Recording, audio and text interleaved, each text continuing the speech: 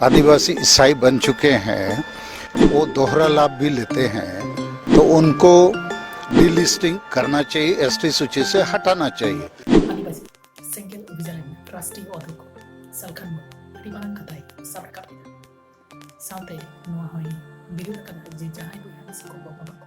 इसे धर्म से हिंदू धर्म रे धर्मांतरी कना उनको को लगी अड़ी दुख रेना कथा ओना मारंग दे बाराय लेकते कना जे आदिवासी सुविधा रेना संरक्षण नीति जति आर नीति जति हिंसा लगी बाका भेदाभेद अटकाव नीति कना आदिवासी ईसाई बन चुके हैं, वो दोहरा लाभ भी लेते हैं, तो उनको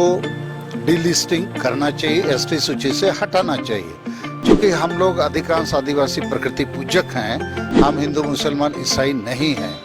हमारी पूजा पद्धति, सोच, संस्कार, जीवन मूल्य सब प्रकृति से जुड़ा हुआ है। और अधिकांश अभी लोग ईसाई बने हैं, और जैसे वो ईसाई बनते हैं तो उनकी धर्म चूंकि ये विदेशी है,